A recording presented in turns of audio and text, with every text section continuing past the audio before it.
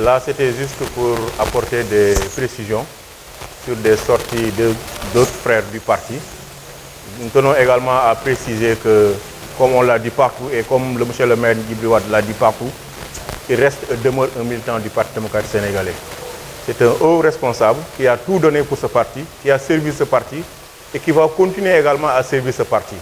Nous tous qui sommes là, nous avons des responsabilités dans ce parti. Aujourd'hui, s'il y a quelqu'un qui est habilité à parler au nom de ce parti, c'est bien nous. Parce que si le maire Mohamed Djibril Wade prend une décision de collaborer avec le président Macky Sall, en y partant avec le secrétaire général, le chargé des affaires électorales, le responsable de la mobilisation et de l'organisation, le responsable des jeunes de l'UJTL, la secrétaire générale des femmes, la présidente des femmes et tant d'autres responsables, et même des jeunes responsables karimistes. Aujourd'hui, il est incontournable que le PDS est bel et bien derrière le maire Mohamed Djibril Wade. Aujourd'hui, nous avons compris que ce pays est construit par le président Abdoulaye Wade. Nous n'accepterons pas qu'un incendiaire, qu'un autre responsable qui était prêt même à brûler ce pays, brûle ce que les réalisations qu'a fait notre guide politique, Maître Abdoulaye Wade. Aujourd'hui, nous avons pris notre responsabilité parce qu'à un moment donné, nous avons trop accepté dans ce parti. On a parachuté des responsables au détriment de ceux qui sont toujours sur la base et qui ont mis le maillot jour et nuit. Aujourd'hui, nous sommes avec un frère qui a servi le parti et qui va continuer à servir le parti. Nous l'accompagnons, nous avons pris la décision de l'accompagner pour que la liste de Benno Bokk Yakaar gagne à Dakar. Si la liste de Benno Bokk Yakaar gagne à Dakar, effectivement, notre responsable, le maire Mohamed Djibril Wade, c'est la députée, et va porter dans cette assemblée des doléances du parti, des doléances de notre candidat en 2024, le candidat Karim Meïssa Wade. Donc aujourd'hui, nous avons pris une responsabilité noble et qui est compréhensive. Tous les autres responsables qui s'agitent par-ci par-là en parlant d'exclusion n'ont même pas cette légitimité ni cette légalité de parler au nom du parti. Aujourd'hui, nous qui formons la structure légale de ce parti et qui ont bâti ce parti, qui ont fait notre jeunesse, nous, en étant tous jeunes, des benjamins de ce parti, qui ont servi le parti et qui ne cesseraient jamais de mieux le parti, s'il y a quelqu'un, un vrai répondant du parti, c'est bel et bien nous, avec cette forte présence. Aujourd'hui, peut-être, on a improvisé cette rencontre, mais on aurait dû, comme vous le savez, convoquer, et récemment, on a convoqué une grande assemblée qui était largement différente de ce qu'a organisé dans une petite salle des micro-responsables qui ne signifient absolument rien dans ce parti. Aujourd'hui, c'est d'apporter cette précision pour dire qu'effectivement, la section communale PDS de Biscuiterie soutient totalement la décision du maire Mohamed Djibril Wade et nous sommes avec lui pour qu'on puisse remporter haut la main les élections aux prochaines législatives. Le parti s'est déjà fragilisé. La première décision, c'est d'aller à une élection aussi importante sans pour autant présenter une liste à Dakar. Ça a été une erreur grossière. Maintenant, nous, on ne va pas accepter ce dictat des micro-responsables qui sont au niveau national, qui ne sont animés que par leurs intérêts personnels. Aujourd'hui, il est impensable.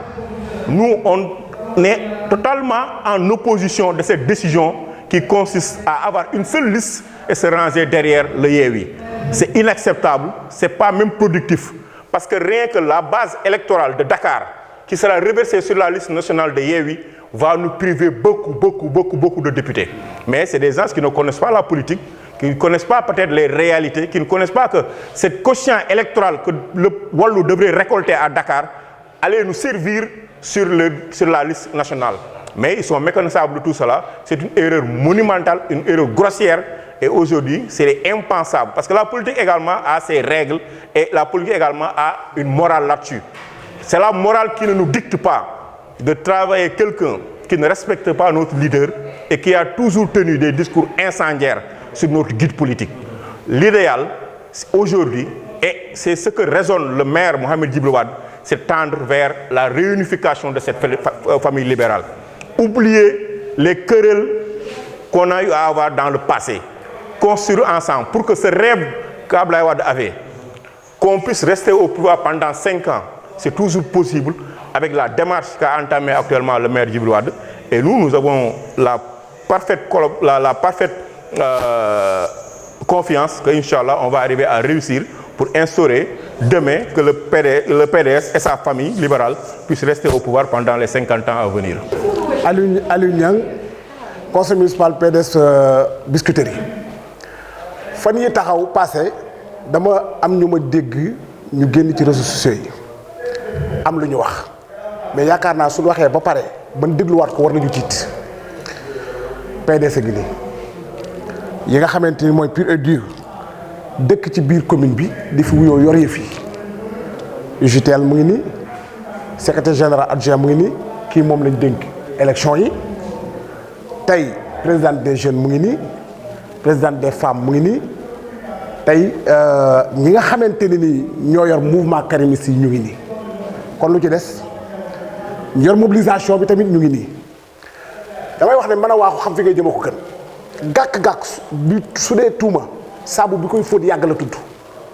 seen wax ji nag ban ko waxee ba pare war nañoo tiit mais damay wax ne erreur bi gën a màgg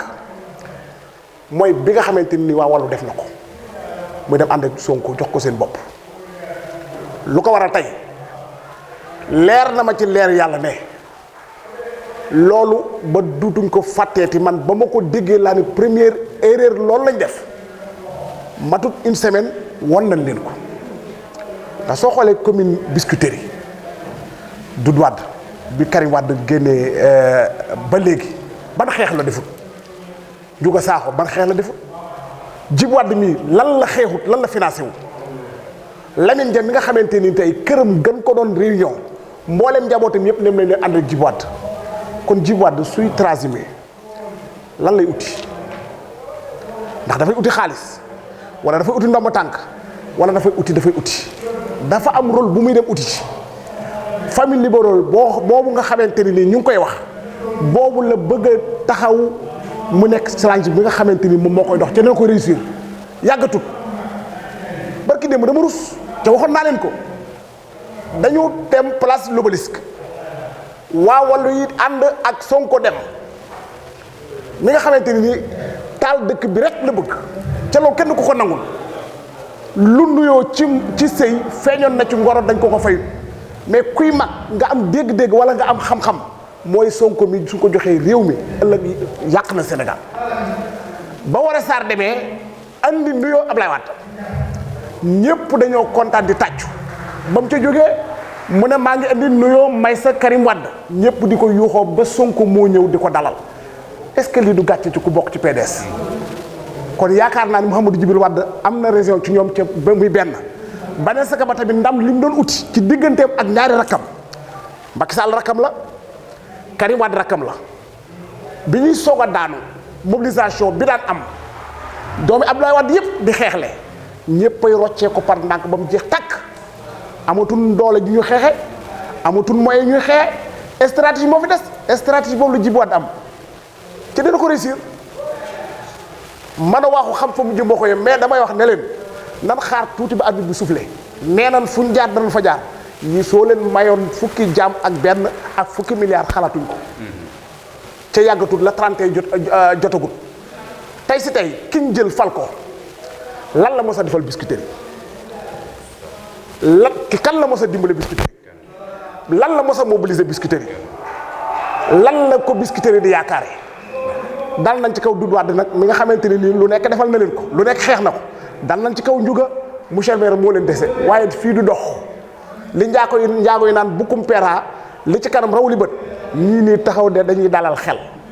te su arbitre bu soufflé bu kenn taxu soo diggante ak ñun ndax loo taxaw dañ koy faxas élection yi dañ koy gagné teg ko ci loxol Macky Sall Benno Bokk Yaakaar waaye li ñu ut ci moom jébbaliwuñu ñun waa PDS lañ ci toujours moom la ñuy doon te PDS su dee 100 wallahi 90 yeeg ñun ca 10 yeeg des danañ ko jëli wàcc fa 1 ba